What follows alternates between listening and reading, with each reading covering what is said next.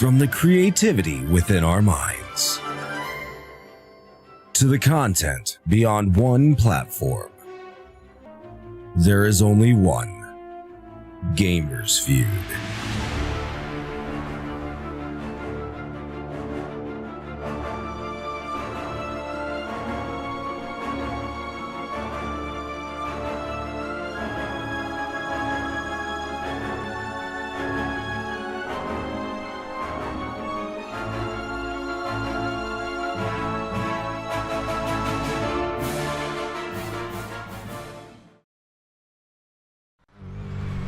Damn, by the way.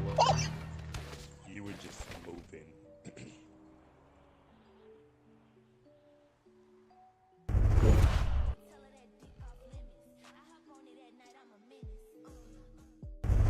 Do it. Okay. Oh my god, it's so hard. That cake is so hard. Okay, Auntie. I refuse to call her mommy. Kydal is Auntie.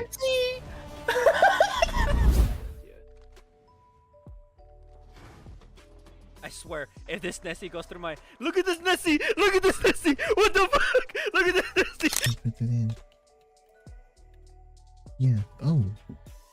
That's majestic landscapes. That's why the mountains look like shit.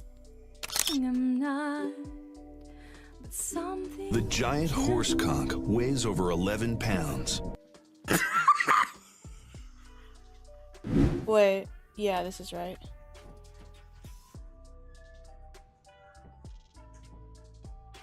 Oh. Same thing. Yep, I hear zombies or a monster or something. What the hell is that? Get some cover. Oh. Behind you. Where are they? Behind, yeah, in the back over there. They're kind of fire. Like perfectly, but I like this. I like this fit. I didn't just fall.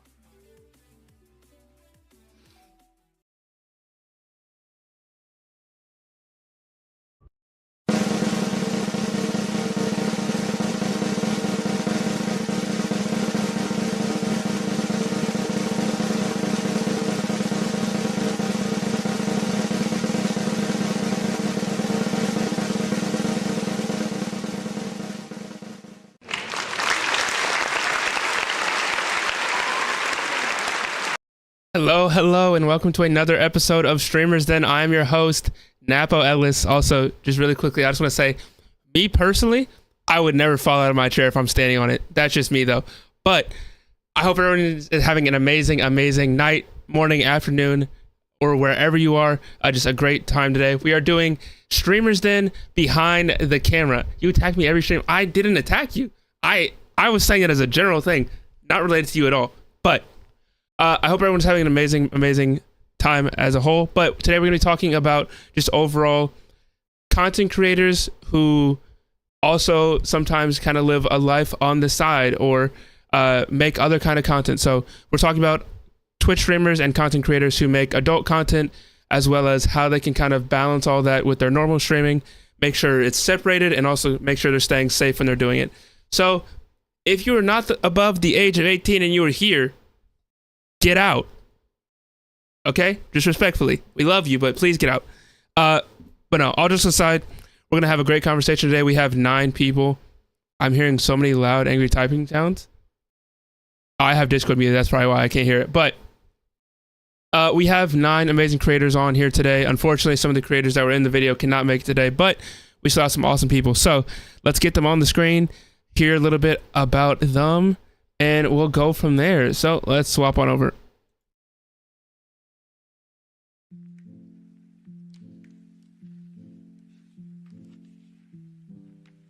Hello. Hello. Hey. Hi. How's everyone doing? Everyone's still in their chair? I would Oh my wait. Yes. god. That's crazy. You're obsessed with me. All I'm saying, I'm better than you at video games. But I hope everyone You're is having... I literally am. You're better than me at COD. I literally... That's it. We beat you in like 5 different games, but we're not going to talk about that. Okay. But we have some amazing content creators here today who either personally make their own form of adult content, they know people who do, or they're kind of just someone on the outside who has seen things that people do and have their own thoughts on it. But we're super grateful to have all of you here today. Throughout the entire stream, at any point you want to support any of these amazing creators that are on the screen, you can do !cast and follow them. If you want to as well, drop us a follow, or go check out any of our amazing sponsors that make events like this possible. But we're kind of going to go through all 9 of you, let you introduce yourself, let us know kind of what you do, what sort of like content you make, whether it's like your normal streaming content, what you do on the side, and just kind of let us know a little bit more about you. So we're gonna start alphabetical order. So Kate, you are up first. No. Hi, I'm Kate. I have been streaming since 2019. No, 2018. I don't know, time. And moved into doing some spicy content in, I want to say it was probably 2020. I do a lot of like makeup focused content, body painting, things like that, singing, all kinds of creative stuff, sometimes games, but I have a lot of creative energy I have to get out. So my spicy content is focused around like boudoir style, cosplays, some fun audio things. So yeah, that's a little bit about the type of stuff I do. Did I forget something? I'm kind of like... I think you covered everything. Okay. God of Knockers. Greetings and salutations. My name is God of Knockers. In addition to streaming on Twitch, making variety content of gaming and various projects, I also do spicy content. I started around sometime last year, and it's something that I've always wanted to get into. And my spicy content is comprised of playing adult games and games that are not allowed here on Twitch, which are happily allowed in other places. I also do take the occasional picture now and then. I'm not going to go into any details on that one. And yeah, I do some audio clips as well. A lot of people like my voice, so I offer that as well, so they can hear it and do whatever they want to do with it. So yeah. Junior. Hi. I am just playing. I am a gaming content creator, a variety gaming content creator. I just pretty much do, as far as I love horror games, and I just do pretty much entertainment for the gaming aspect only. Hey, Riley Page. First of all, I want to say, Serena, I love all the plushies that you have. They're so cute. I love the Bulbasaur one. Thank you. Anyways, hello, I'm Riley Page. I'm 19. My pronouns are she, her, and I pretty much stream whatever I want, whenever I want. I'd say I'm a variety streamer, and most of my content does focus on Twitch. I love gaming and chatting. When it comes to spicy content, I post, I guess, kind of lewd content on Fansly. That's my main platform. But I don't know, I'm a little everywhere. But I don't know, I don't really have a niche like most people do. It's just kind of lewd overall. So that's me. Sass. Hello, I'm Cecilia, or Sass. I'm 30 years old. I stream on Twitch, and I also have spicy content on Fansly. I started doing both around, I think, 2020. It's been, 4 years. I think I had spicy content before Twitch, but honestly, I can't remember. It's focused on more like lewd, but in a sense of like, I don't want to, people say like tasteful nudes and lewds, but like I feel like that kind of has an air of like, some nudes are better than others in a sense, or like there's certain kinds of or levels of content that are like okay, and then some that aren't whatever. We can get into that a little bit later, but just flutes, cosplay, stuff like that. Yeah. Okay. Serena. Hi pals, I am 26 years old. I am a full-time content creator. I have been in the modeling acting industry for about 10 years now. And when COVID hit, I was like, how can I still be in front of the camera? How can I still have an audience? My boyfriend introduced me to Twitch, and I've been on Twitch for 4 years now in December. So yay, 4 years. I call myself a variety content creator, but I mostly play just Fortnite. Every now and again, I'll do get readies with me, just chatting. And I'm a sailor, so if you guys do decide to check me out, just know almost every other word I say is a bad word. I love stuffed animals, and when it comes to spicy content, I post over on Patreon.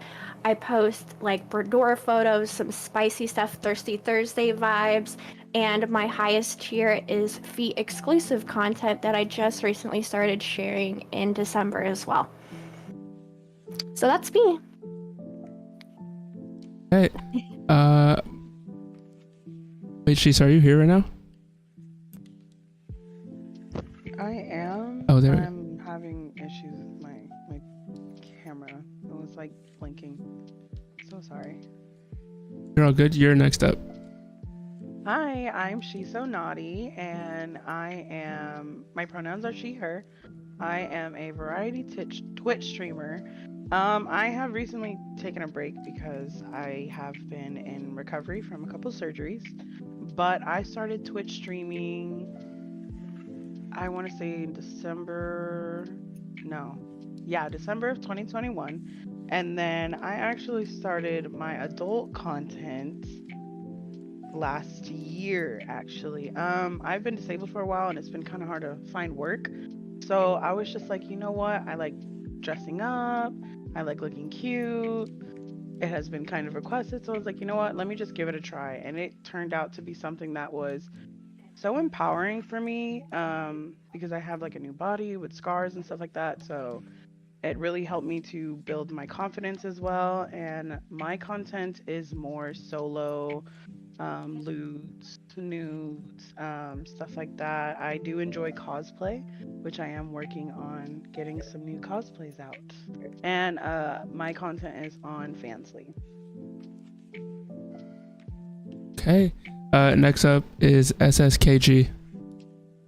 Hello everyone, my full government name is Super Sexy Kawaii Girl, the world's foremost male titty streamer. And yes, don't let these stunning good looks fool you, I am in fact a guy in real life.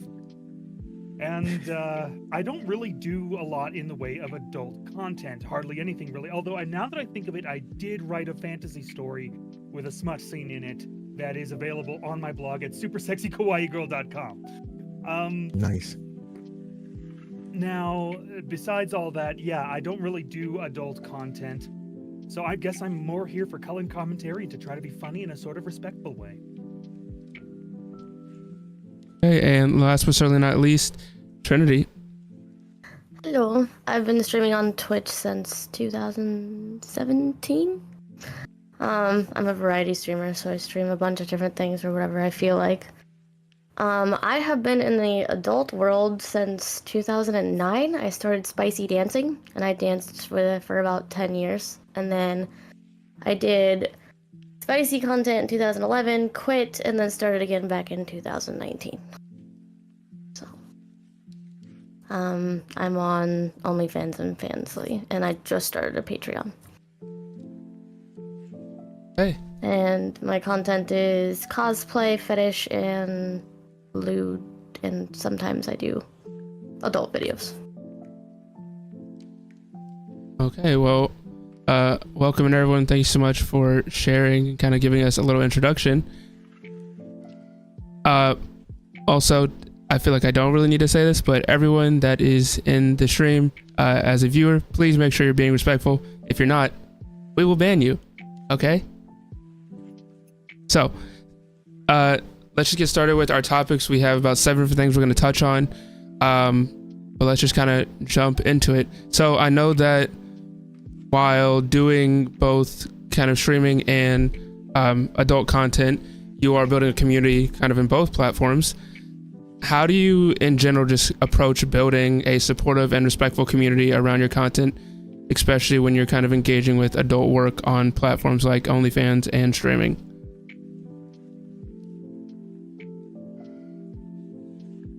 We'll go to God of Knockers first, and then Serena.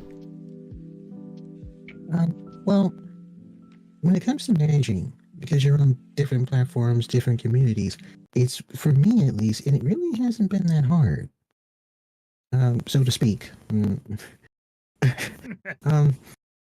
I know, I had to throw that joke in there. Icebreaker, of course. It's not that difficult, because you have people who are into different types of things, and when it comes to being a variety streamer, it's easy to offer that.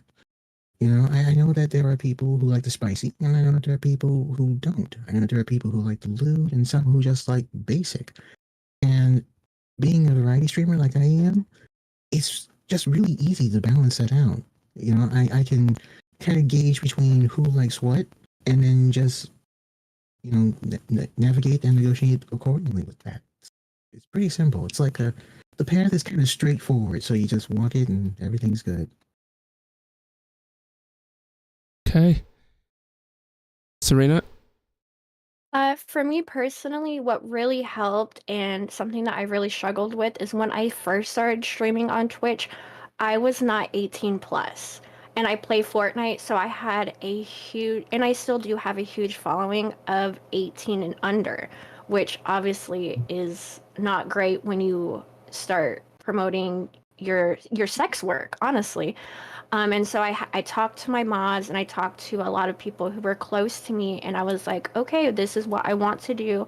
And I think to protect myself and to protect my audience as well, because both are very important, I did make the switch to streaming on Twitch 18 plus. So when you come into my channel, it says, you know, 18 plus, you know, the say bad words, you know, you're going to experience this. And just being able to post on multiple social medias. I post a lot about my Patreon on Twitter and Discord, not really on TikTok. I really haven't found a great way to mesh that together. But even at the end of stream, something fun that I have for my Patreons, if you sub at a certain tier, you get a Patreon shout out on my Twitch, and that's kind of where I can go into explaining, hey, this is what I do. I know it's not for everybody, but if you want to check me out, here's this link, and then here's all my Patreons for the month. So it really lets me have a few minutes at the end of stream to just remind people, hey, I have a Patreon. This is what's on there. Again, it's not for everybody. It is, you know, 18 plus at a certain point on a tier list. But I think it's been fun trying to find that good, healthy balance. Yeah, I think it's very good to try to find a balance, just because, like you said, not everyone is going to be interested in it, but for the people that are, you can randomly kind of just do those excerpts in the middle of stream. And I do know also, just on Twitch in general, having some sort of like link directly in your chat, it's not always it's not like really looked highly upon, and I think it actually can be like blocked from chat or like banned. So it's definitely good to have some sort of way, without directly saying and being like, hey, if you want to see something else, or you want to see what kind of content I make, Linktree, etc. Like, just so it's not like forcing people to go there. They have their own choice, and it's for the people that actually want to see it. Absolutely. Yeah. Kate. Yeah, I think as far as like building a supportive and especially respectful community, like it's just so important doing this type of work to feel respected. And I think where it started for me was in my own stream, because I did that for a while before doing spicy content, I guess. You know, doing body painting on Twitch, for a long time, and still now, it was kind of the Wild West. Like, there would be all kinds of wild viewers who would come in, and my mods actually got really good at setting really firm boundaries within the community, and making sure that people were respectful. And I feel like it kind of carried over into the community that did follow me to my spicy content as well. So I think like if anyone's looking for advice as far as that, like in your, because I think a lot of, at least for me, my audience for my spicy content came from streaming and that community. So building it there first, I think can be kind of helpful. So yeah. She's so naughty.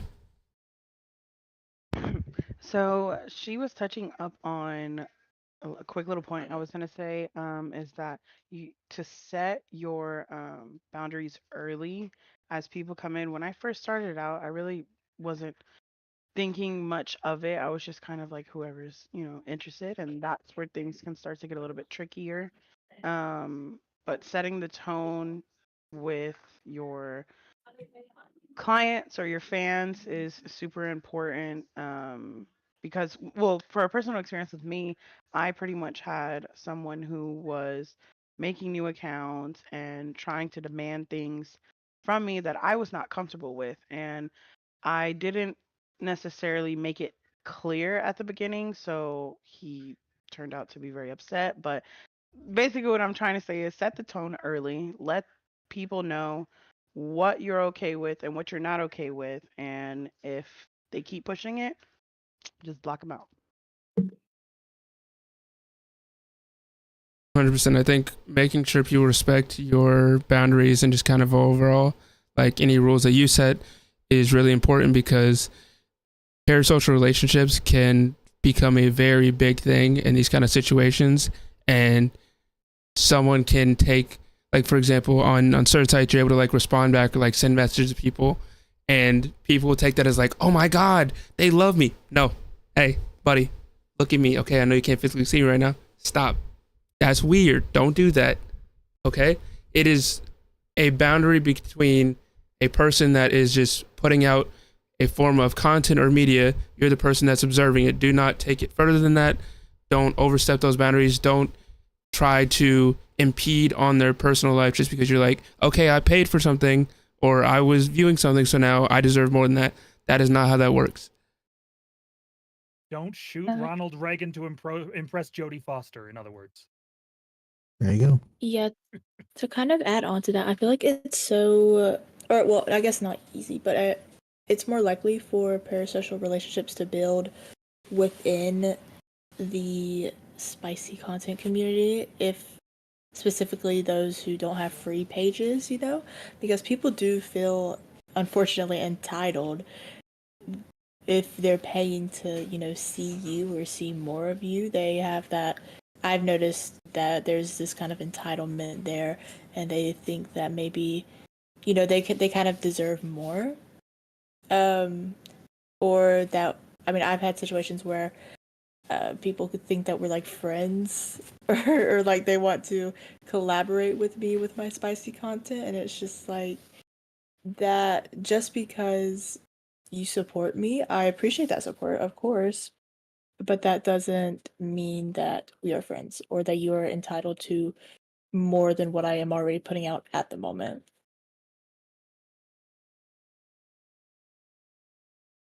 I think it's very, yeah, just overall, I think the moral kind of just like make sure people understand what you're okay with, what you're not okay with, because people can take certain things and just kind of run with it, or they go off and assume, and then it can lead to any sort of negative thing. So just make sure your community as a whole respects you, or anyone that is involved with anything you do respects you and doesn't push those boundaries. Sass.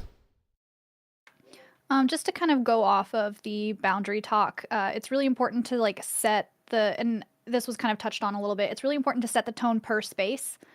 So if you are a variety streamer and like you don't want your sex work necessarily connected to that, or like, you don't want to be treated the same way on Twitch as you are on your other sites, it's really important to let people know that like, hey, this space is actually not okay for you to sexualize me or like ask me for things. You can head on over to, wherever, and have that tone there.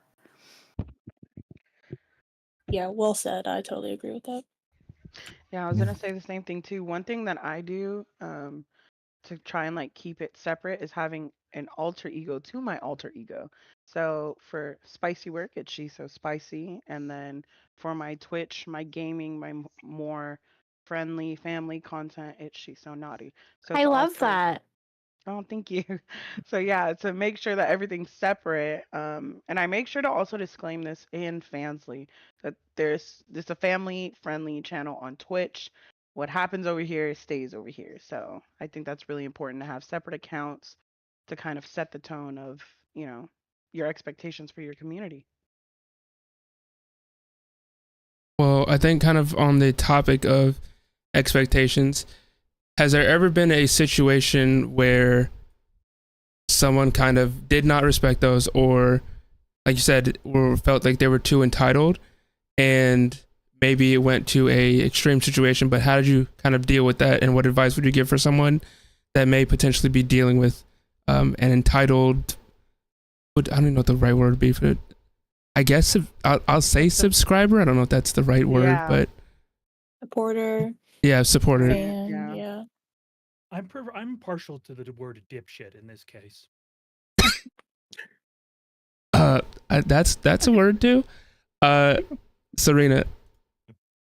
So one of the biggest issues I've had on Patreon, and it's also one of my favorite things, but I've had some issues with it, is I have a Patreon exclusive wish list. So if you buy me something, you get access to that outfit first, and you get like 3 to 5 photos that no one else gets to see, but they still go up on Patreon for everyone else to see. And I don't remember if I gave this person my address or how they came to get my address, but then they started sending me things that weren't on my wish list, and it was very, very kind of them to send me things, but then they started asking for photos and this and this and that, and with this in certain ways, and I'm like, that's not on my wish list. Like, I really appreciate you sending that to me. That means a lot to me, but you can't continue to order stuff for me without me asking, or it has to be a gift, and if I want to give you content from that, I will. Like, don't make me feel like I have to do that for you. And then once I had that conversation, I haven't really seen that person, so I don't know if I handled it 100% okay, but it was just very awkward, and I honestly don't think I gave him my address. I don't know if Amazon did or what, but I've since then went through and made sure that no one can see my address from the Amazon wish list. But I do feel like that was extremely weird. And while I was so grateful that someone was going out of their way to send me things, it got very weird. And some of the things I was not comfortable taking pictures with and of, if that makes sense. I definitely think you handled that the best way that you could, and them not coming back is not a reflection on you. It's a reflection on how they handle taking boundaries being set. That's fucking weird. Yeah. Because I never want to lose a subscriber or someone and make it feel like it's my fault, but I have to remind myself it's okay to lose subscribers. Like, people are going to go in and out forever, but someone can't be a subscriber and feel like they own me, you know? I'm confused how they got your address, but like, Jesus. I don't know if it was open before on Amazon wishlist or what, but since then I've double checked and made sure that people can't see it off that Amazon wishlist way. I know how they did it. On Amazon, it says let buyer ship additional items not on this list to my shipping address. So everyone should probably check their Amazon wish list and make sure that's unchecked. Oh God. Oh, Ika, send me a message. Remind me. That's fun. They just have that on by default. Yeah, some Dang, sites well, need to thank you, like. Trinity. Sites definitely need to disable some things by default because it's not safe for certain people. Like, Yeah. you just have like a public wish list. Someone could just be like, "Yeah, let me Well, just send you this." Can they see it, or did just Amazon send that to me then, or do you know? Well, if they added the stuff when they ordered the one item, it'll all be shipped unless it's been separate. Then if it's separate, Amazon just gives the location. It doesn't give the full address. Okay. Thank you for telling me that. Yeah, you're welcome. Sass. I'm gonna be honest. I raised my hand, but now I don't remember what the question was. Me, oh my God. Basically, I took mine off just now. have you had a situation where someone felt like they were entitled to something or basically took things too far from just supporting you? And how did you deal with that situation, or what kind of advice would you give to someone dealing with that kind of situation? Yeah. Always set your boundaries. Let them know like what you're not comfortable with. Like if somebody asks, "Hey, can you do this for me? I'll pay you this," or like, "Hey, do you offer these services?" You just say like, "No, I don't offer those services. No, I'm not comfortable with that." And like I said to Serena, how they handle that is a reflection on them, not on you. You're allowed to say no to whatever you want. It doesn't matter if they sent you money. It doesn't matter if they sent you gifts. It doesn't matter if they ask nicely. If you're not comfortable with it, don't do it. And if you have to, block them, restrict their access to your content. Like you don't owe anyone shit. You don't have to do anything for anybody, especially if you're not comfortable with it. Yeah, just set those boundaries, and if they don't respect it, then bye. Yeah. Well, Yeah, I totally agree. Oops, sorry. Go ahead. Yeah, I was just kind of gonna say something similar. Boundaries are so important. Don't be afraid to set them. I've actually found that if you do set a boundary, at least for the people who have supported me, like on Fansly, if they request something and I say I'm not comfortable with it, they seem to be very respectful about it. So I mean that's just my experience. But yeah, don't be afraid to say no. Genuinely. If you're not comfortable with it, just say no.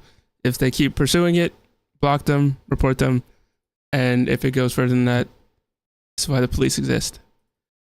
But Yep, it's not worth it. yeah, I do know. So not like a adult content kind of situation, but one of my friends basically, she's a streamer, and someone basically is like, hey, if you like talk to me on Discord like once a week, I'll like pay for so and so thing. And it's like $3,000 to send him like 2 Discord messages a week, which I'm just like, he seems kind of weird. I don't know if you should do that.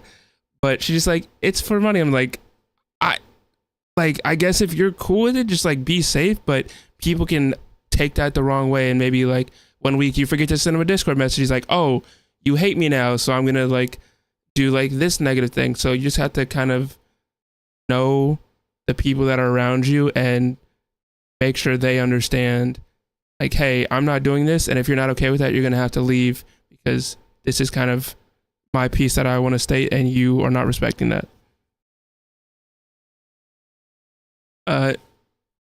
Shisa, did you want to add to it? I know you lowered your hand.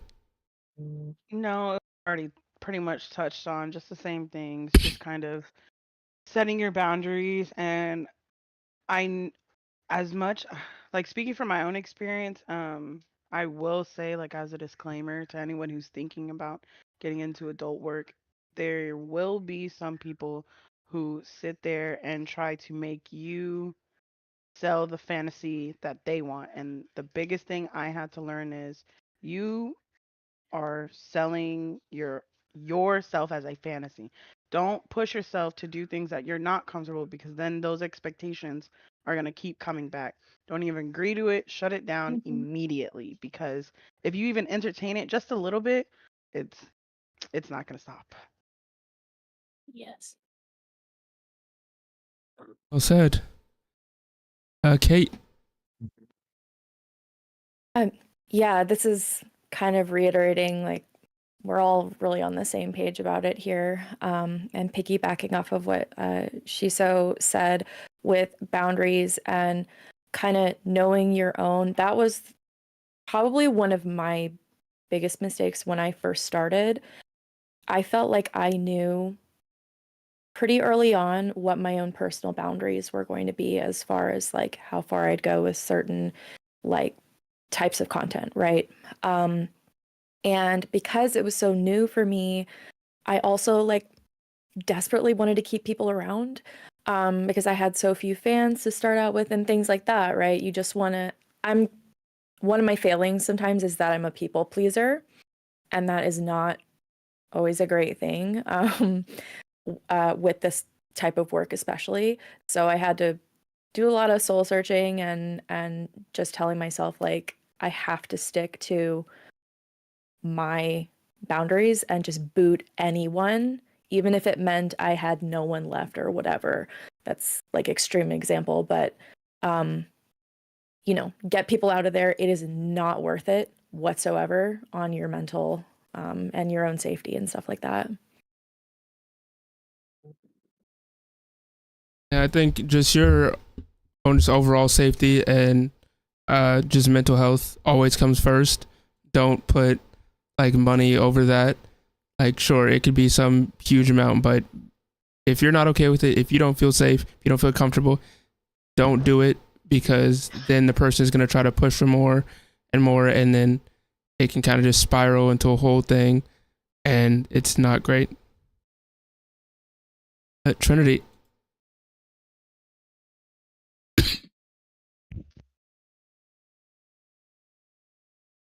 I just agree with what everyone else says. I'd love to hear from one of the men about like maybe boundaries.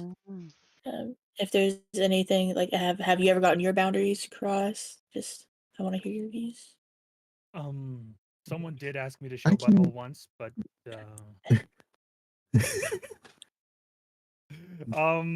yeah, it was actually only a couple of weeks ago. It was very strange. I was joking about how, oh, I was not even joking. I was just talking. I was like, does anyone want to buy me Helldivers 2? Because I promised my wife I wouldn't buy any more games until we're done saving up for this thing we're saving up for.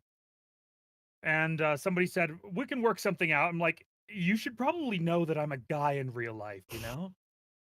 And he just says, yeah, no, send butthole. And I'm like, you know what? I would, but I want more money than Helldivers 2 costs. Like a lot more than that. Facts.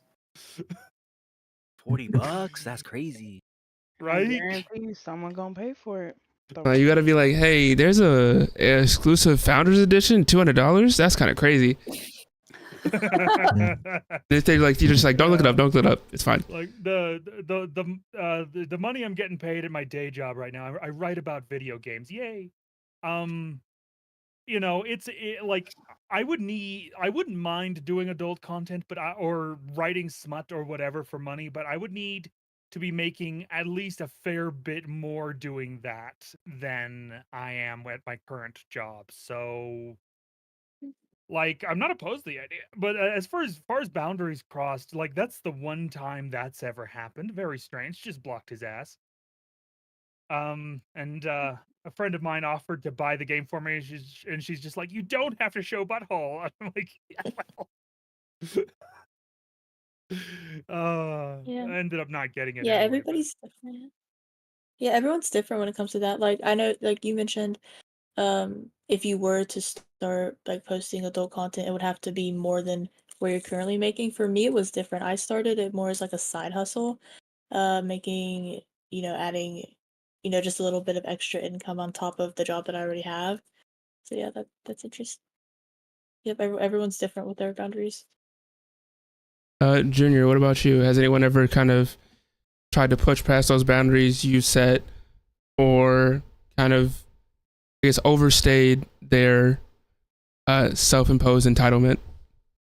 Yeah, I mean, I had a couple obviously throughout my lifetime. I wouldn't say like I do the spicy content side that happened, but like just in life in general. I don't know why, but I've noticed that like the social norm we've been taught to like um I wouldn't say like stand up. We weren't showed to like stand up for ourselves as far as crossing like putting boundaries up. We've been more taught of like it's more like a slap on the wrist, not like a stern like stand your ground. And a lot of people, or at least like um the people who I've met, they've never been raised to they never got taught like boundaries or respect. It shows in different forms and ways. And there's a lot of times where just piggyback on what you guys were saying about putting up boundaries like early on, like it is very healthy. And some people are afraid because they were taught that like putting up boundaries is a bad thing.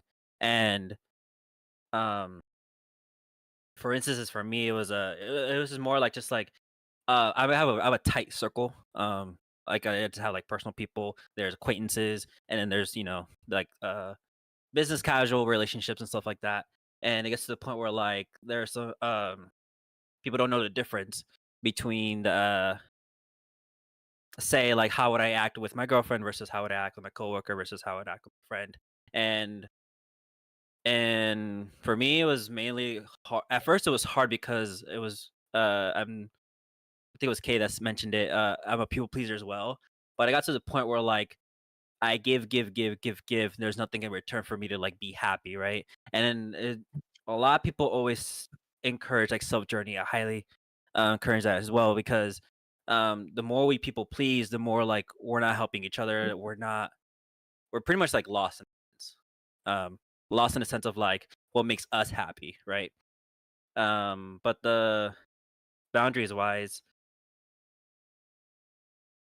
sorry, I got lost the train of thought. Boundaries wise, that's it just got to the point where like I just had to put my foot down. Because I always beat around the bush. I'm such a beat around the bush type of guy. I'm never stern. I'm never like to the point. And there's some times where like you have to. And I realize like not the opposite person hasn't been taught the way of like boundaries have been put up, or they don't know how to respect it. So it's more like educating them as well, because at the end of the day, like we're humans, and we can. Not a lot of people have been raised like how we are, late bloomers, early whatever. But at the end of the day, it's like I had to educate the said person and be like, hey, we're just like business casual. We're not friends. I'm not gonna invite you to the bar after work. We're not gonna text each other. We're not gonna like it's just like business relationship and that's it. Like this, I don't see us being friends outside of work. You don't meet standards, like So that's the I put my view on it. It's just more of just I just put what's the word? If you feel bad about leaving or pushing out people, just remember like it's you and your universe. How do you protect that? Exactly. Serena. I loved what Kate just said. I think almost all of us can resonate with being a people pleaser. I was like, oh my God, I think that just needs to be re-talked about. If you are a people pleaser, and I know all of us just said the same thing, but boundaries are so, so important. And on my Patreon, I even say like boldly, content is allowed to change. And I think boundaries need to be established, and just remind yourself, if you have boundaries right now, if tomorrow something changes and you want to do more or you want to do less, boundaries are allowed to change as well. And even if you've established boundaries with your community in the past, you can always have that follow-up conversation of, hey guys, this isn't working out for me anymore. I'm going to go in this direction, or I really like this, so I'm going to follow my dreams and go this way with this. But boundaries are going to change, and you have to remind yourself boundaries are important, but boundaries are allowed to change as well. And I don't think enough people talk about changing your boundaries and just that as a whole. But yeah, that's it. So just really quickly, I know we've talked about like 2 topics so far, but I do want to give everyone's brain a little bit of a chance to rest. So I'm going to do for everyone in the stream, we're not going to run any ads. We're just going to go to a Be Right Back stream, but during that time, I'm going to go grab water, go to the bathroom, get something to eat really quickly, anything like that. We're going to give a 5-minute break so everyone can just rest, relax, come back fully refreshed and ready to continue the conversation. So for right now, if you can, !cash, check out all our amazing creators. We'll be back shortly.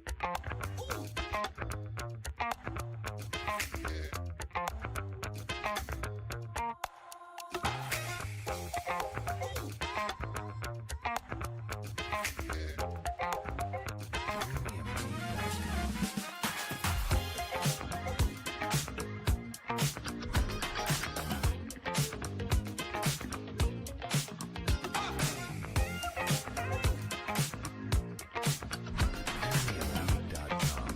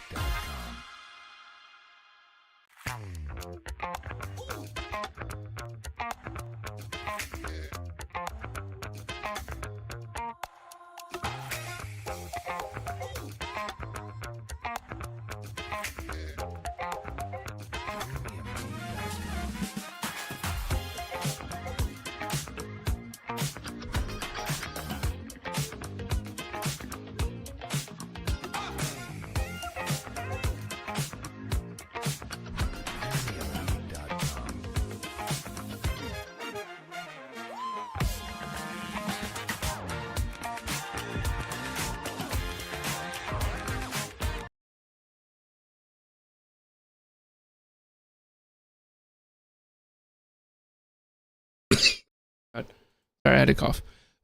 Okay, welcome back, everyone. So we're back from our short little break. Everyone had a chance to use the bathroom, grab some snacks, use the bathroom, stretch, anything like that.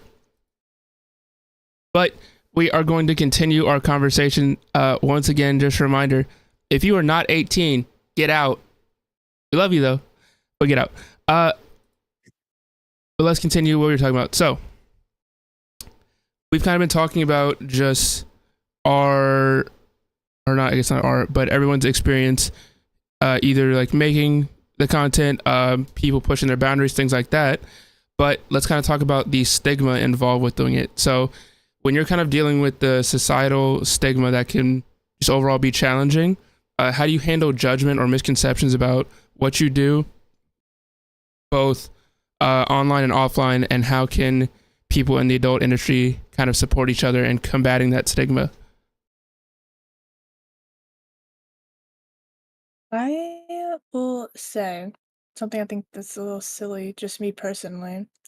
I I think people just assume that I guess sex workers. Well, it depends on what you do, of course, but I mean, for us who most of us just post, lewd content. They assume that we're just like very, sexual human beings and we'll just like fuck whatever we want, and that's just like not true. For me, it's definitely not. Like I have the lowest sex drive known to man. I just think that's kind of a funny misconception. So yeah, that's what I have to say. Well, thank you for sharing. You're Kate. so welcome. Oh, It's taken me time. I know that sounds kind of like, I don't know, cheesy. It's just taken me time to not care about it. Like sometimes I'll read some comments, which, never read the comment section, but reading comments on Twitter or whatever, and people are just so nasty to sex workers. And it's just, I don't know, building up that tolerance. Like it really sucks that I feel like we have to do that, but building that thick skin of just like, I don't care. It took me a while, but my family, like my extended family knows. I kind of like came out to them with like the type of content that I do. So like if I don't know, it was a way for me to sort of shield myself. So if someone comes at me like, wow, fatherless, what would your dad think? Be like he supports me, like he's cool with that, you know? So that was how I've kind of navigated it. I took the things that I was like most scared of, I think, and like, okay, what is scaring me about this? And obviously not like my entire extended family, but I knew that at some point someone was going to come across one of my profiles, probably through a suggestion on Instagram, or those things are so interconnected. So I don't know, getting past the thought of people knowing or whatever was just sort of getting ahead of it when I was ready. And now at this point, I'm just like, people know. It feels really good. So I know that not everyone can do that. There are a lot of reasons why people can't. But I think working on it for yourself, like being okay with what you're doing, is a big part of sort of pushing past the haters or whatever. 100%, very well said. Thank you so much for sharing. I know, like you said, not everyone is going to be okay with it kind of just being out there. Some people are very like, have 17 different accounts that you have to like go all the way through just to find it. Make sure it's super hidden to other people. It's like, hey, you want to find it? It's right here. It's just kind of whatever you're comfortable with, and understanding that eventually maybe someone you don't want to see it might see it, and just how you're going to deal with that when it gets there. God of Knockers. One of the oh my god, I just did the blank out thing. Okay. One of the major stigmas, and this is something that was touched on before, is that we're just, when it comes to sex workers and people in adult entertainment, that all we want to do is just sex and nothing else. The major stigma, and the reason why that stigma is such a big issue is because we're more than just that. We don't always do adult content. We're not always about making adult content. We have layers. We have lives. We have people that we need to take care of. We need people that we need to talk to hang out with. We have things to do. It is just like a job like any other. And instead of it being treated as, hey, this is what you do for a living, that's great, that's fantastic, it's often seen as, hey, that's immoral, why are you doing this? Your parents must have hated you, this, that, and the other, all that other stuff. And I think that the best way to combat that is to, this is probably, I know that there might be some heads that turn on this one, but I think the best way to combat that is to, on occasion, educate the ignorant. And by that I mean, like, hey, on occasion I might even post something about adult entertainment that people don't know. Like, hey, this is something that we do, and this is something that isn't done. Breaking down the stigmas in our own way. We can't just go to someone on Twitter and say, hey, this is not what this is about. It's this, not that. Because then a whole bunch of people start to pile on, and it's just like you're screaming into the void, or a big giant tub of lava. Nobody wants that. But on occasion, I think that the best way to combat that stigma is to just be informative about it when the need calls for it, when the time is right for it. And I've done that a few times. Because people will just look at this and be like, this is wrong, this is terrible, push that in the corner, I'm terribly sorry for you, how dare you. They might even throw some religious quotes in there. I've gotten a few myself. But at the end of it, I think that combating it is to help give an understanding about what it actually is, instead of just letting it carry on, because that's just, in my opinion, gives it more power. So.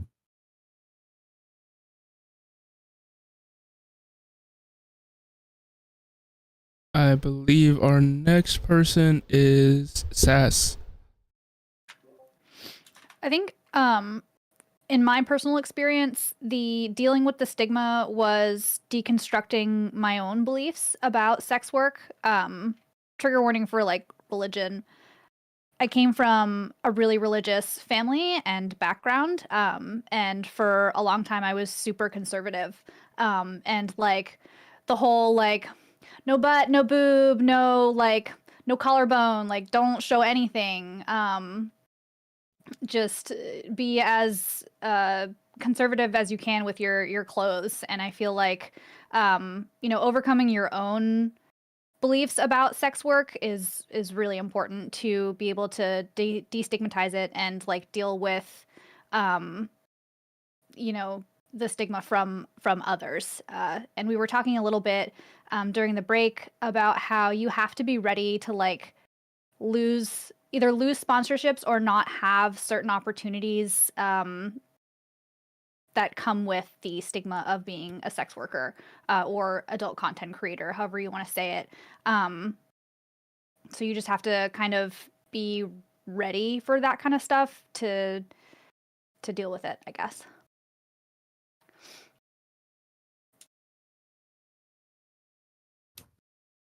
So much once again, Serena and then Trinity. For me personally, I come from a background of modeling and acting, and I started modeling around 15, 16. I never thought about, and this is where boundaries can change happens. 15, 16-year-old Serena was like, I'm never going to show ass and titties or anything like that, but you're young, you don't know any better, and your boundaries can change as you get older. But when I turned 18, 19, I had a conversation with my agent that this is something that I would really want to do. And, no judgment to anyone out there who's on any platform, you do you. But she said, Serena, people will not take you serious if you have, an OnlyFans or an account like that, because there is a huge stigma behind it, and so she really guided me and really advised me to use Patreon. Even though I do share some adult content on Patreon, it doesn't have a huge stigma of just being sexualized content. Which again, I love all platforms, and you use whatever platform you want to use. But a big reminder and one of my favorite celebrities is Taylor Swift, and one of the things she says all the times in her song is haters are gonna hate. When I started with modeling and acting, people laughed in my face. When I started Twitch and playing video games, people laughed in my face. I started selling feet pictures in December. People have laughed in my face. If you are going to be a content creator of any kind, people are going to judge you, people are going to laugh at you, and people are going to tell you you're never going to succeed. I have been internationally published. I've been in commercials. I'm on Twitch now. People buy my feet content. Like every time someone has laughed in my face, I have proven them wrong time and time again. The other day I posted on my Facebook page, which normally gets 100 to 300 viewers on my story, that I started selling feet pictures. Almost 800 people saw that of my personal friends and family on my regular Facebook, because I got to the point where I was like, fuck it. I don't care anymore. Who knows what I do and what I don't do anymore. And it was crazy to see such a huge like influx on my, it's not a private page, but it is my personal page on Facebook. So you know that there's like 600, 700 extra people who are just lurking and stalking, and you're going to have that happen. People are going to judge you, and you just have to let them be your viewers. You have to let them support you with just viewership, you know, because people are going to hate. Yep.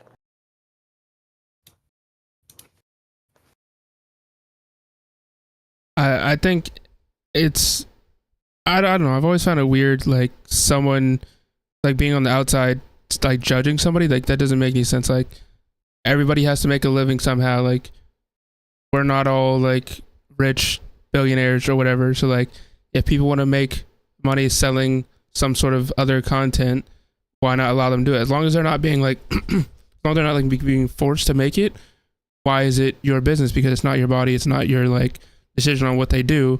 Let them be, let them enjoy their life. Like I don't make that sort of content. I have no issue with anyone who does. Go out there, get the bag. As long as you're not hurting anybody, as long as no one's forcing you to do it, do whatever. Enjoy yourself. Like people need to understand it's not their decision to do it. It is not their like place to be like, you're not allowed to do this because it's not your life. So just let people do what they are comfortable doing as long as it is something they want to do. I totally agree. I think like the way that I see it is if you're not harming anyone, do you? And if I mean like why judge someone for what they're doing if it doesn't affect you? I've just never understood it. And I would not be anywhere if I would have listened to anybody. Like when I started modeling 10 years ago, if I would have listened to those people, I never would have been published or in commercials or on billboards. I never would have made it to stream. And it's crazy. Like all these things I've done have led me to where I am right now talking to you guys. And it's like, if you let those haters and those people who are judging you, and people are going to be rude to you no matter what you do, so you might as well be happy and do what makes you happy and do the things that you love, because people are going to hate you even if you don't do it. 100%. Trinity. I was gonna say, since we're talking about stigmas, I do fetish content. There is a huge thing behind fetish content. You know, some people going, well, it's not consent, because you've seen, they've seen so many things that are wrong, and so I've had to do what God was talking about. I've had to educate a lot of people on this is consent, or like, since I do pet play, I get a lot of, well, you're a furry, and I have to explain to people the difference between pet play and being a furry. And like, once they kind of understand the difference, I feel like they stop judging me, but then there's still the people that judge me, so I just kind of have to like, just ignore them or block them or whatever I have to do so it doesn't affect me. You can wipe your tears with your money. Right. Go. She's so naughty.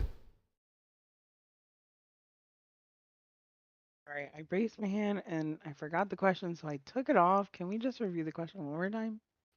You're all good. We're talking about stigmas, but specifically.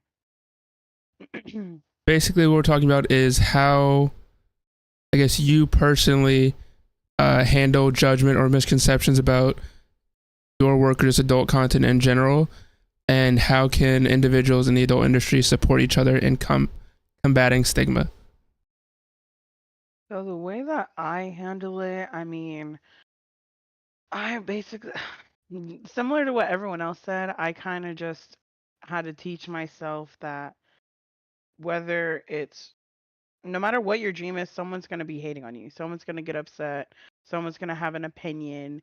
And I was really losing myself in confidence and feeling beautiful, feeling like a woman.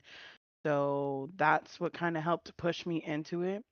And I refuse to let anyone take that power away from me that I have found. And I feel like very often um, people associate adult work with everyone's just hooking up to like be, and it's not like that at all. It's I feel like it's in a way it's an art that's misunderstood. I'm trying to like say this the best way possible. I'm so sorry. But I feel like it's truly an art that's just misunderstood, and it's okay. And coming from someone who is I'm a God-fearing woman, I don't necessarily identify as a Christian or Catholic, but I do believe in God, and my personal relationship with God, that is something else that no one else can touch. And God, or if I'm sorry to bring religion in this, but if you are, religious, spiritual, he says to come as you are, not to hide yourself and to just be pure. And I'm being true to myself. Sometimes she get a little naughty, and I feel like if you are proud of yourself and you see the progress, how you see the benefits that it's bringing to you, then that is something you should hold on and fight for, because you can be doing a regular schmegler, 9 to 5. Not that there's anything wrong with that, but people are going to complain about that as well. So at the end of the day, if it makes you happy, just do it. Well said. I feel like Nike's logo works with like 99% of things. Just do it. Yeah. It's like, Yeah. I love go it. out there, have fun, enjoy life, and don't worry about what other people think.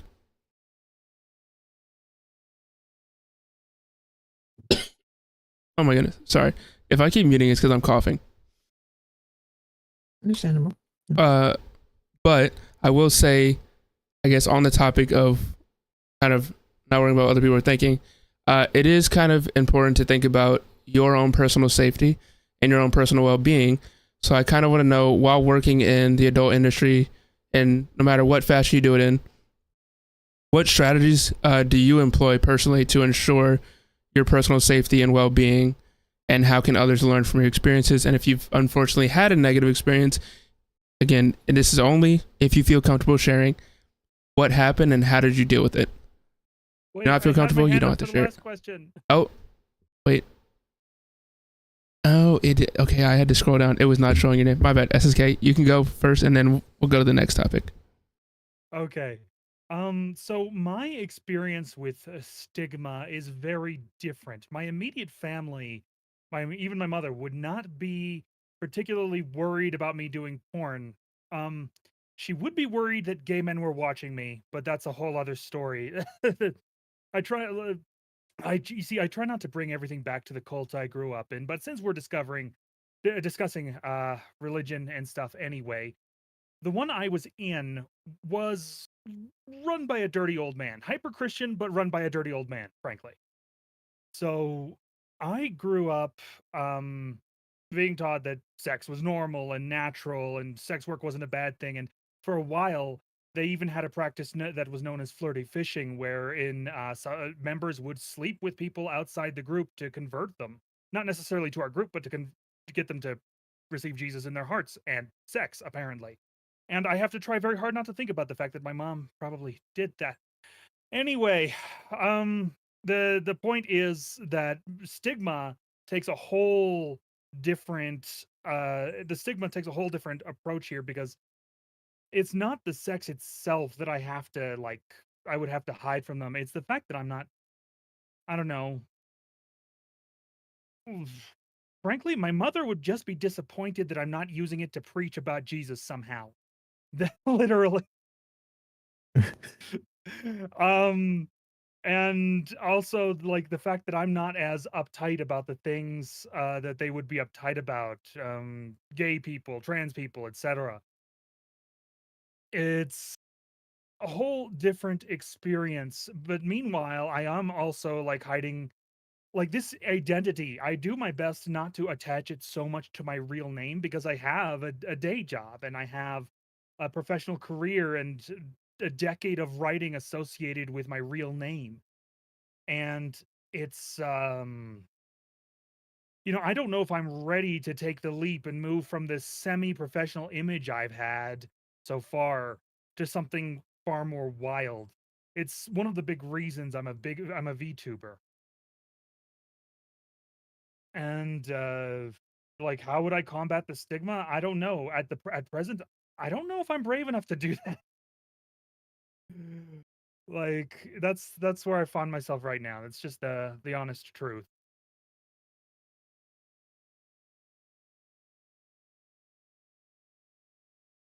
Fair enough. Also, I know kind of everybody here has like their own background in just kind of the topic overall in general. So can I just say that I'm super grateful for all of you coming on just and talking about it. So even if you don't know about it that much, hopefully you are learning something from being here as well. On a off-topic note, I'm so sad, man. I dropped my apple on the floor and I wasn't done eating it, and now it's just covered in dirt, and I can't eat the rest of my apple. So I'm kind of sad, man. Why is your floor that dirty? That sucks. It's a carpet, so like it just is naturally dirty. But like also, You can't just like pick the stuff off. Is it like just covered? it's just fuzzy right now. I don't like it. It's my dinner too. It's gone. I just It's took it fine. away. Okay, but onto our next topic. So kind of focusing on your personal safety and well-being while working in the adult industry. What strategies do you kind of employ, and has there ever been a situation where your safety or well-being has came into potential harm or danger? And if you feel comfortable sharing it, how did you deal with it, and what was happening in the situation?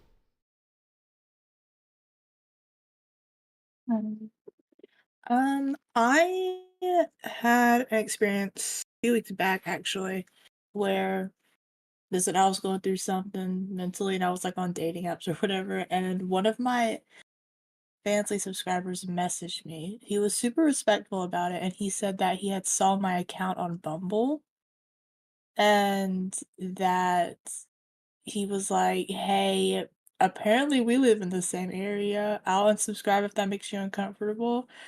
That was a very strange moment for me. I, I don't know. That's just more of a story time than like a lesson, really. Uh, but I don't know. I didn't really know how to go about it, honestly. I'd love to hear from everyone else about how you guys kind of keep maybe your personal life and your content separate, or how you guys keep yourself safe. Me personally, my answer is virtual. Everything is better virtual. I don't do anything like any meetups or collabs or anything like that. I have separate accounts for everything. Like I said, the alter ego thing.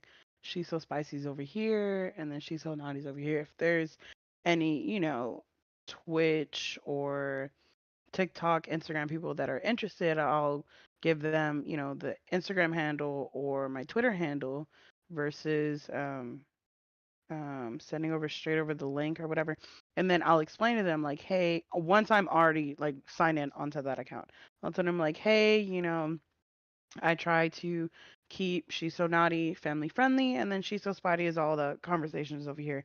And sometimes I still do get people who hop into my stream and will message me and say, XYZ. Thankfully, I have amazing best friends who are mods and they take care of that really quick. But then that makes me have to cut them off from Twitch, from Instagram, from TikTok, from Fansly, from everything because like I said, or like we said before, the boundaries thing, you have to really make sure to like back it up. You know what I mean? I couldn't think of the word, but yeah.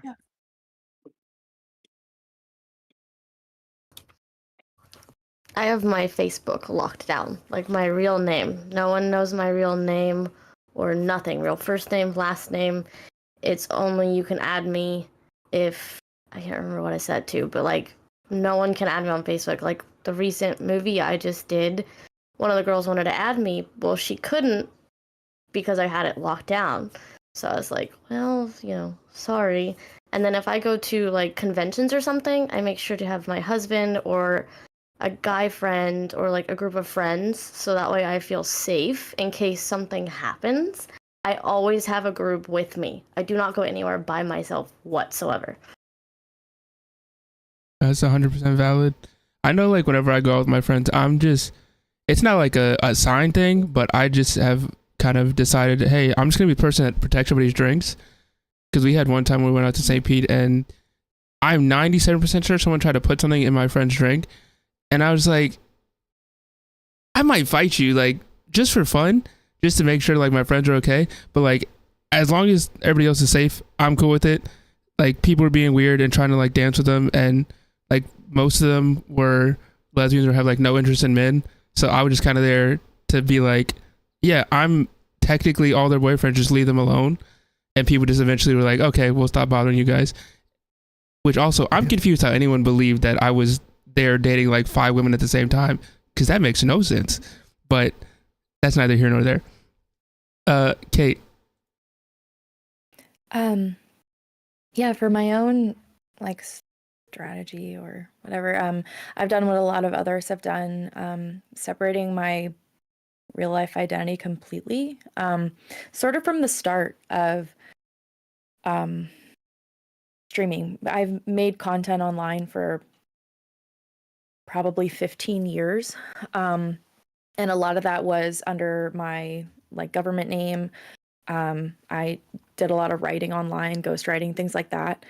And so when I made the decision to like seriously pursue streaming and content creation, I was like, okay, I need to like overhaul all of my IRL stuff online and then completely like separate everything and start that from scratch. Like it sucked starting from scratch because I had already built things under my real life like information, but it was really worth it to do. So like if you're wanting to start out or if you want to kind of revamp things, I think it's really worth doing that because like if people really want to find stuff about you, they're going to, even if you work really hard at separating everything. If people have the will and the resources to do it, they can find you. Like it's really unfortunate that that's the case, but just for like casual sort of everyday people, looking for you, I think separating everything to start with is really good. Going by an alias and trying your best to be consistent with it. I don't do any meetups either. I don't do like, at least for my like spicy stuff, I don't go there. For me, like that's past one of my boundaries. But when I go to like cons and everything, I try not to go anywhere alone. Or if I have to, I text someone and say, hey, here's like I share my location with one of my best friend and say like, hey, I'm going out. Here's when I think I'm coming back. Because unfortunately, things can go really wrong at cons, especially with drinks. So I have like one of those scrunchy like drink covers and stuff like that. So I've worked really, really hard at separating them. I don't mention any of my family's real life names at all either. I have a daughter, so that's really important to me. So people know very general info about like, that I am a mom and stuff like that. But she's never appeared on stream or anything like that. So just doing a lot of work to separate everything has helped for sure.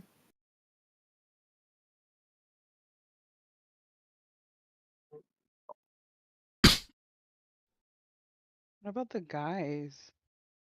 I know it's not, I don't want to say as scary, but I know our situations are a little different. But what do you guys do Um, or and recommend? for me, it is incredibly important to use two-step verifying on every account that you have. And it's also important to make sure you have a password manager. Do not write your passwords down. Um, it refers to an incident that happened to me back in, I want to say 2019. This was before I went into adult content creation, but it is very relevant. Um, Before I was like, don't use password keepers like Bitwarden or I think it's Zkeeper or Keykeeper, one of the two. Um, and I was like, I didn't need them. There's no reason for them. Just a waste of software. It was bloat. And I always wrote my passwords down on a piece of paper, every single password. And one day, out of nowhere, I got a notification in my email that all of my passwords to all of my accounts had been changed, and that they came from some other location that was nearby where I live. So what happened was that I kept the password list on a sheet of paper with me. I went out, and what I can figure is the paper must have fallen out of my pocket. Someone picked it up, had access to everything. The only thing they didn't have access to was one of my bank accounts. The other one, they had access and just tried to drain it completely. There wasn't much money in there anyways, but there was some serious overdraft charges. Um, when you are doing content creation, yes, you do have to watch yourself personally and in out here in the real world. But when it comes to doing stuff online, the content that you make, it is incredibly important to lock down your accounts. Do not write down passwords on a piece of paper. I myself use Bitwarden. It's free, very reliable. And if two-factor authentication is available on your account, use it. It may be tedious. You may find it, laborious and like, hey, why am I doing this every single time? I got putting up. No, it's imperative because the content that you are creating is online. And yes, while we are afraid that people might see it, while we are afraid that people might try to steal it, it's also very scary when people just take your digital life and have total access and ownership to it. So that is Quick note on paramount. two-factor authentication. Use an Mhm. authenticator app, as Riley Page is suggesting in chat right now. Yeah. SMS-based two-factor authentication is notoriously unsafe, and email-based two-factor authentication isn't much better, although it is better. SMS is the worst, though. Use an authenticator app if it's available. Google Authenticator is usually available for most of the services you might want it for. It works just fine. That's what I use. Yeah, same here. Thank you, SSKG. Yeah, and adding on to that, when it comes to your content and your personal life, I would say 2 separate emails is very important. You definitely don't want to use your personal email with anything business related, whether it's spicy content or just normal content. Definitely keep those 2 things separate because I mean, if you have that same email and someone if you use the same email for personal and business, and someone who watches your content, gets into that business email, they will also have access to all of your personal things, maybe work things, and that's just messy. So if you do want to get into content in general, definitely make a business email or a content email outside of your personal email. Very well said. Serena. So I agree with what everyone else has said so far. If you guys are traveling anywhere, make sure someone knows where you're at or have someone with you. My boyfriend has always came with me or my little sister.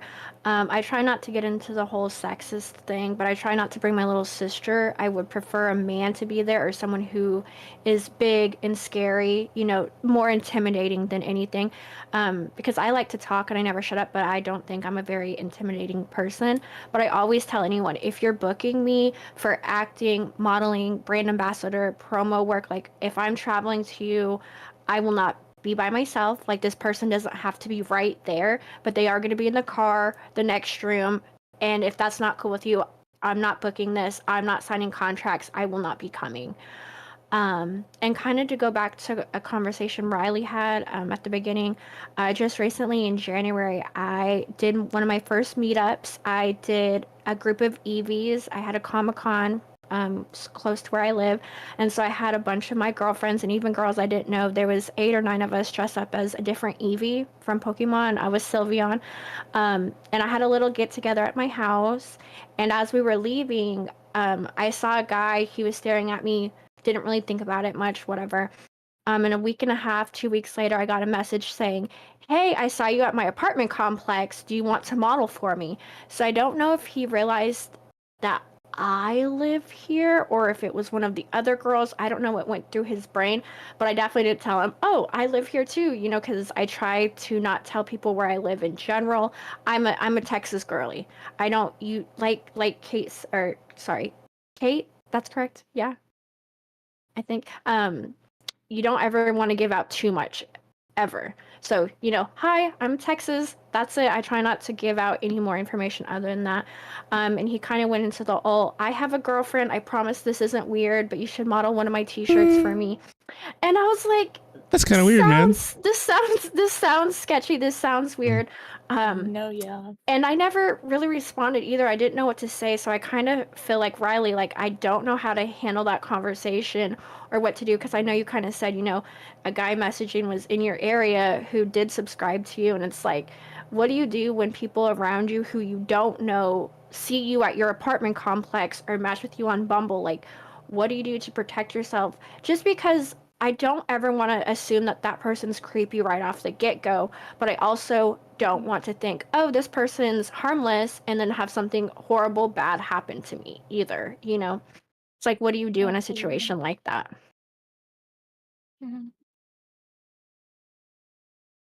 I feel like, especially that situation with the person like, hey, you want to come like take pictures, like model for me? I would say in that situation, probably assume the worst. Yeah. And just don't respond back to them, or like if they like keep messaging you, then like obviously let someone know so that on the off chance something happens, the police are on standby, or like someone can assist you, because like it can escalate super quickly, especially because like they think now, oh, you live near there, so she'd be like, hey, I can like come over if you're too busy to like respond back to me, and it's just like a whole thing. Yeah, and I haven't reached back out to him and be like, yeah, I live here, because I'm not going to say that, and I don't think anyone would say that, but it did make me happy that he said, oh, I saw you at my apartment complex, because that made me feel better, like he wasn't sure if I lived here either or one of my friends did.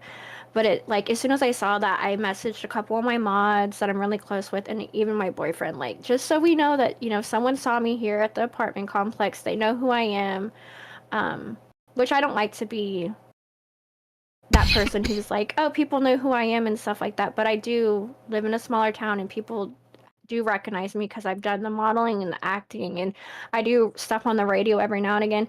So people do recognize my name and my pictures and stuff like that. So I have, like, when people see me at cons or out at like Ross or Walmart, if someone does come up to me, I'm like, hi, hello, that's fine. But when someone starts messaging me privately being like, I saw you, that's a little like, okay, now I'm scared type of thing, 100%. I think always just prioritize safety. I just wouldn't respond to that situation, and hopefully they just never see you again and don't ever bring it up. Fingers crossed. Fingers crossed.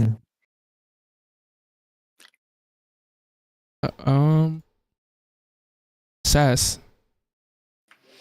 I do think that, unfortunately, just as some people in chat have said, like, it's safer for you to assume the worst of everybody, assume that everyone has bad intentions.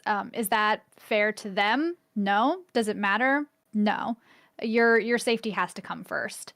And you don't have to say to them, I think you have bad intentions. You don't have to say that. You don't have to say that you're assuming the worst of somebody, but just to protect yourself, it's okay to assume the worst and think that people are being creepy. Because, I mean, chances are they probably are. a few other things that I do for safety. This is like not necessarily like my physical safety, but watermark all of your photos, all of your content. Have like the link on there somewhere, like fanly.com/whatever or patreon.com/whatever, so that people know where that content came from. Because whether you want it to or not, your content is probably going to get leaked. Don't post anything that you would feel uncomfortable if it got leaked. Like if you, something that I've personally been struggling with is whether or not I want to post like uncensored lewds, and I have to be okay with if that ever got leaked and was posted on other sites. Like, would I be okay with that? If the answer is no, well then probably I shouldn't be doing that kind of content. But if your stuff gets leaked and posted otherwhere, if the watermark is on there, people at least know where to go to then hopefully pay you, or let you know like, hey, this is posted somewhere else. But the chances of it getting leaked, stolen, whatever, are very high. So it's better to put that on there, somewhere where it can't be cropped out. I know that Fansly has like, they automatically put a link down at the bottom, but people can just crop that out. So something that I like to do is take my link and put it somewhere on my photo that like people aren't going to crop out, like my shoulder or stomach or whatever, and change the opacity so that it's a little bit transparent, so it doesn't interfere with the content, but it also doesn't allow anyone to remove that. And I love since that, Sass. AI is a thing, you might as well use Glaze and Nightshade to help poison the AI data models, just in case. Also, just in general right now, AI is very, very like weird, because I think everybody here, if we saw some sort of AI image, we'd be like, yeah, that's fake. But if anyone saw recently on Twitter the whole Taylor Swift thing, where those like Kansas City Chiefs like images came out, it's like older people, no offense to anyone who may be like older here, but like if you're like slightly older, you may be not used to seeing some sort of AI image, or you may not be as good as like distinguishing between it. And so a lot of people automatically are like, what the heck, why is Taylor Swift posting these kind of things? It was literally fake images, like you could see, but still you have to understand that there is that potential danger now of, because AI is so prominent and it has improved so much in literally the span of what, like a year or two since it's like became kind of popular, that people may be weird and they're like, okay, well, since this person won't do this certain thing for me, let me just make it myself. And then you have like that situation where there was like a streamer who he was at the time he was very big, but he ended up having a like deep fake AI website up of a bunch of female streamers he was friends with up on a stream, and it was just like, yeah, I remember that. Yeah, he was like, I was just looking at it for research. What kind of research, sir? That's weird. Also midstream, like research. Like I don't know. It's just I think go with the assumption, unless you personally know the person and like you trust them, assume everyone is a bad person. You're more likely to like stay safe that way. But Absolutely. yeah, we just want to make sure that no matter what you're doing, you're safe while you're doing it. You want to do it, and it's something that you are like enjoying, and it's not just like kind of forced. But I think it's always important to kind of be able to communicate that, and making sure that you have open and honest communication just overall with your audience about like your boundaries, expectations, and kind of like changes in your content. So whenever you first started doing this sort of content, if you were very open with community about it and like what you would be doing, how did you kind of communicate with them? Did anyone potentially take it the wrong way, and kind of how would you guide people through transitioning their community to like, hey, I'm still like doing Twitch, but like if you want to go look like 75 links deep, there is this content over here on this additional site.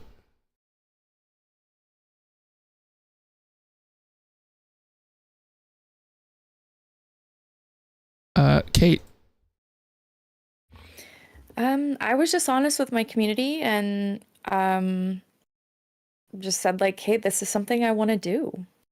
If you guys are down, you can find the stuff. I feel like people find my links without me having to really like make it super obvious, I guess. I think when I was doing more body painting content, it sort of like segued really nicely into that. Like obviously not every body painter does that kind of content, but you know, you get enough hey boobs comments in your stream, and you know, paint wash videos kind of naturally like go with that. So I feel like I think in my journey it sort of naturally fit. And I'm just generally really straightforward with my community anyway, and I don't think there was really anyone who was very vocal like, oh wow, you suck, I can't believe you're doing that. I know that happens to a lot of creators, like, wow, you used to be this type of person or whatever. What happened to your content kind of thing. Luckily I haven't really dealt with a lot of that.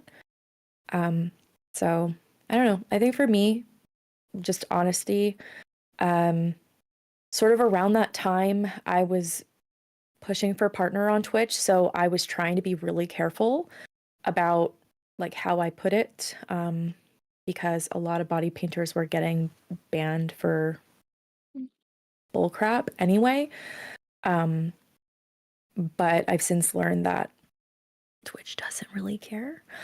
As long as you're like on the up and ups with your content, like labeling and things like that.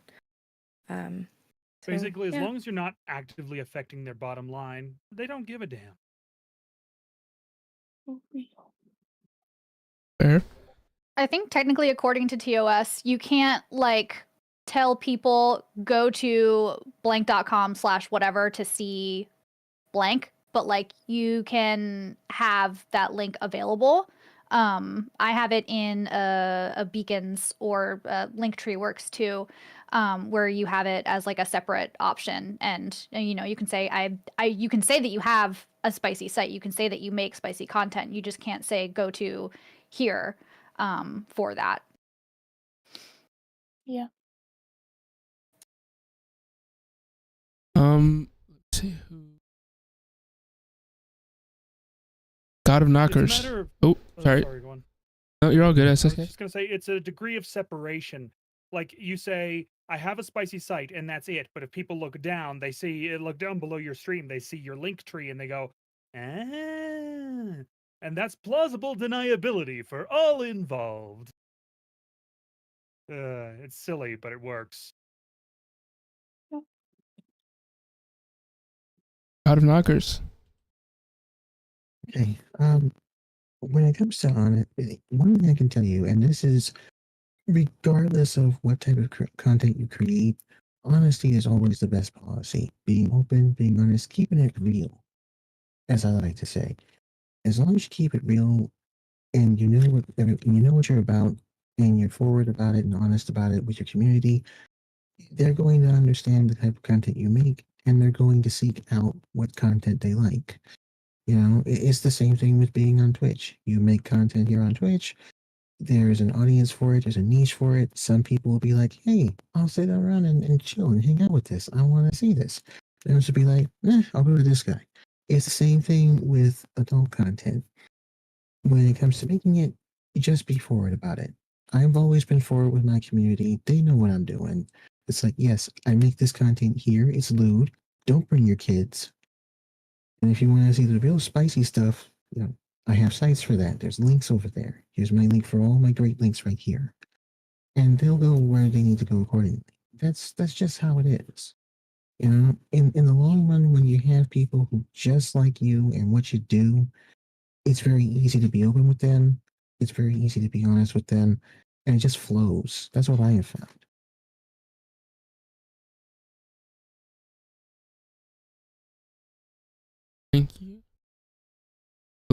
Next up is Serena. For me personally, again, like I said, I've always had haters. Rather, people have talked mess about my modeling photos or some of the acting stuff I've been in. But just recently, I started selling feet pictures, like I said, in December. And there hasn't been a whole bunch of negativity, but there has been those little comments of like, oh, I can't believe this is what you've come down to. Like, I can't believe, like, life has knocked you on your ass and this is what you've become selling feet pictures. And to me, like, again, that's going back to the stigma. Like, why is it so bad to sell my feet pictures? Like, if someone's gonna buy and put money in my wallet to see my cute little toes, why does that affect you so much that you have to leave mean comments or things like that? And I have a great mod team. A couple of my mods are in chat right now, so thank you, mods. Anybody's mods who are here, thank you guys for modding and being so supportive. But I've told my mods and my VIPs and stuff like that, like, this is what I do, and if you're not going to support me, I'm not going to force you to look at that content. Like, you have to subscribe to my Patreon to see it. You know, on Twitter and stuff or Instagram, I'll share like a little spicy photo every now and again to be like, oh, this is what you could get. But I'm not like downing it through someone's throat and forcing my community to look at it, because I totally understand, you know, some people are not going to want to look at my feet. Some people are not going to want to look at my spicy content. Some people are just not going to want to support me on Patreon, and that's okay. But it's so sad when people are negative and when you have those thoughts, because sometimes you do let them get to you. You're like, wow, like, these people are mean. And again, I'm a people pleaser and I want to please everybody. So when I can have 500 nice comments, but I get that one horrible, mean, nasty comment, and it knocks me on my ass, and I need to get better at being like, respectfully, fuck you, dude. I'm gonna do me, and if you don't like that, you're out, you're gone, you're done. You know? That's for me. Said. Also, I think just as like a joke, what you could do, it's like, okay, so like, this is, don't ask me why my brain works like this, okay? Just before I say this. So, boom. Okay, you take a picture, like, with your foot held up, but you like blur your foot and you have like your middle toe up, so you like flicking them off with your toe. And then like in between each toe, you just have money hanging out. So like you're showing off the money, but also flicking them off with your foot. And you're just like, womp womp. It's a great idea. That's a good idea. Be like, fuck you, bye. Respectfully. Or ask them if they can afford disrespectfully. your feet content. If not, shut the fuck up. Oh, that's a good one. Exactly. I'll go Shiso and then Sass.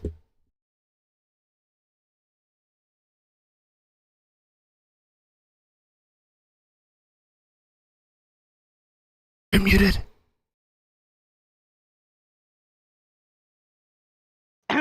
Sorry about that. I was talking very low. That's all. So I apologize. Can we repeat the question? I was talking to someone who was saying something about my doggies.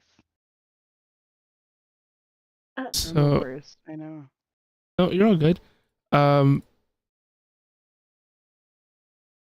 So the question, what? Wait. I'm so honest. I forgot what the question was. I had it written down, and I looked away, and I can't find it now. Yeah, I was looking. It's because I looked at the ones in Discord, and I was like, "Dang, I don't know which one it is." It was just basically like if you've ever had a community member be like negative about your content and kind of how you've overcome that or what you've done to, you know, get over that. Me personally, I have had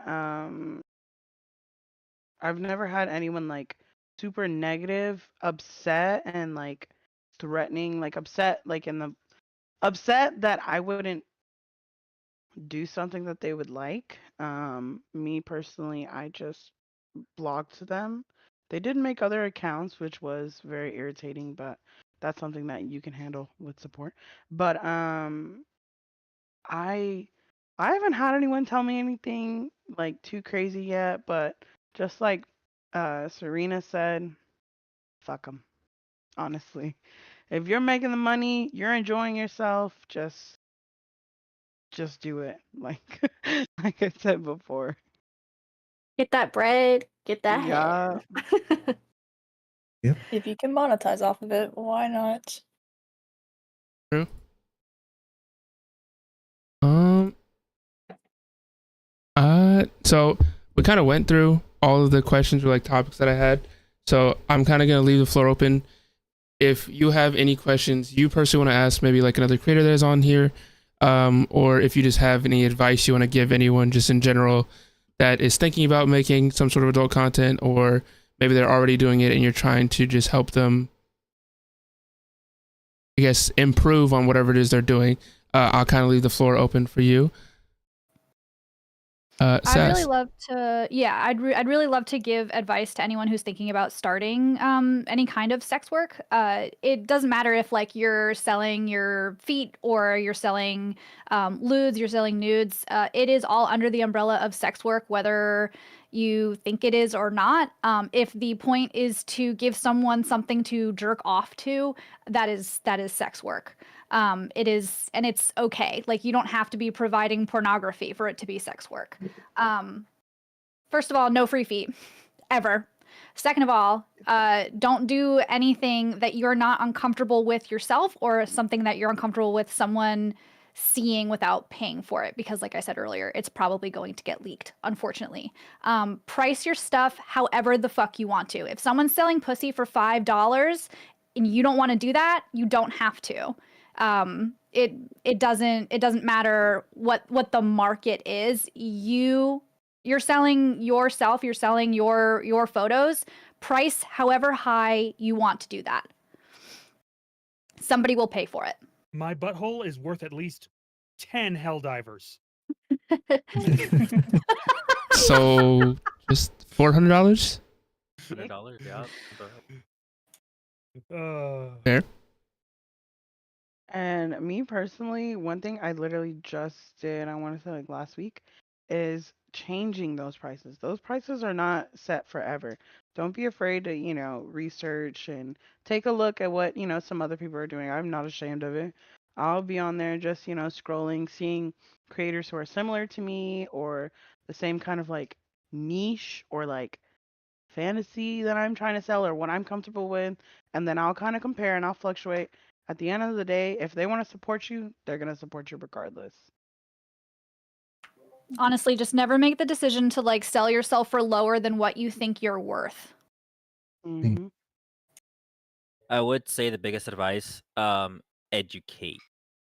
Like heavily educate. There's a lot of things in that in the industry that no one knows about. Like we've been there before. We were babies before. Like we don't know any better. We didn't learn. And like I would always say like the biggest things, be that person you needed when you started or you needed help, because there's a lot of people who are very closed out. There are very people who are very nervous. They're very scared to speak out because they've been raised to like keep your mouth shut because XYZ, right? So, and there's a lot of things that I feel like in this industry it is very very uneducated.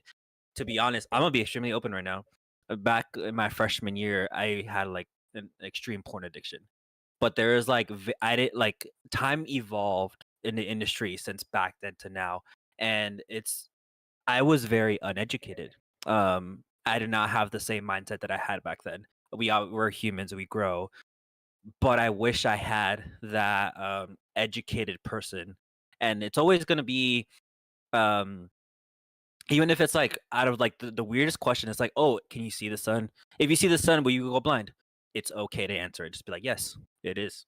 Like no one knows that. Not a lot, or I wouldn't say no one, but not a lot of people aren't well educated. And I would say be that spark and be that educator, because it goes a long ways. Like you never know. One small advice can go, or one small education can go long ways too. So.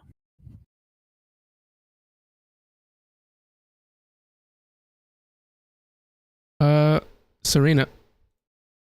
So I'm gonna probably sound like a broken record, but everything Sassy and Claude just said, education is super, super important. And I am not big into sex work. I don't know what everything under the umbrella truly is. And I feel like talking to you guys have really opened up and got me thinking, oh shit, like Sassy said, like if you were selling your feet pictures and someone jerks off to you, that's sex work. And like there's sometimes you don't think about little things like that being sex work. Um and Shishu, so sorry, what's your name? While we did a break, she thanked us and was like, thank you guys for having this conversation. Thank y'all for being here. And that she doesn't have a lot of friends and community members that she's actively talked about and been able to have this open conversation with. So I agree with that. I think that's very cool that we all sat down and were very open. Because like Claus said, there's so much that can be taught and educated, and I feel like I got educated even though I was a part of this panel. Don't do anything just for money. Like sex work, any work that you do, content work, quote unquote real jobs, like whatever you're doing for work and you're getting money in your bag, don't do it just for money unless you absolutely want to. Just know, like Sassy said, things can be leaked very, very quickly. So if you're trying to make a quick buck and you're very, very uncomfortable doing something, but you want to make that money, make sure you sit down, you really think about what you want to do, and just know that whatever you're posting or putting out into the universe might get leaked. So do not do it just solely for the money. Do it because you want to, you're comfortable with doing so, and make sure if you're doing anything with anybody else that consent is there. And that's just not in the sex world, that's with anything. Consent is super, super important. And if I can give any advice to anyone out there, for anything that you do, consent is very important. That's my little thing. Consent is sexy, absolutely. Oh, for real. That is very well said. And overall, like I said, once again, I'm super grateful that I had all of you on here today. Please go and spam click every single link in that entire link tree, okay? All 90s creators are absolutely amazing. They took their time out of their day to come on here and to talk to us about this super important topic.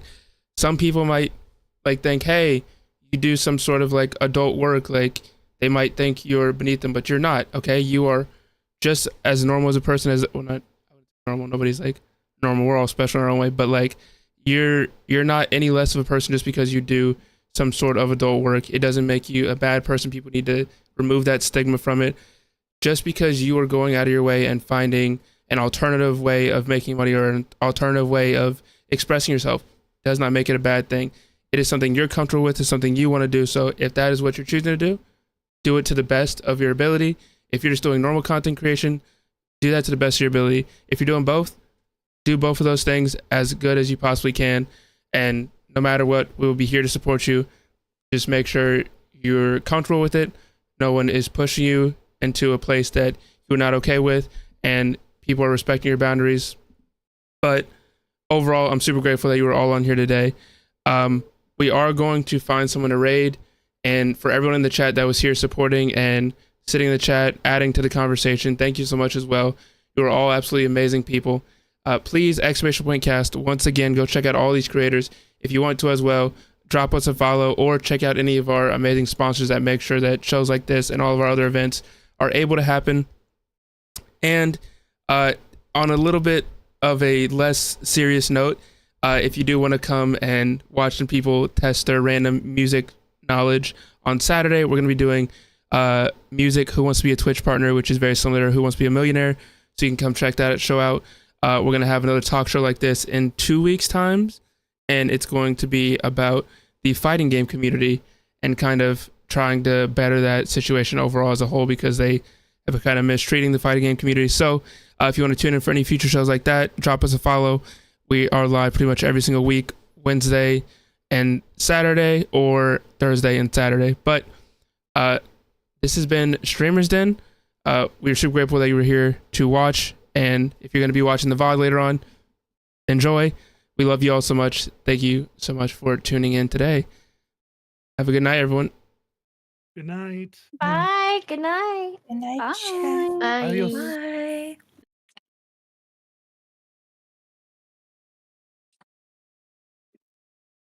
Okay, now that we're basically probably off stream, I've got a question of cement.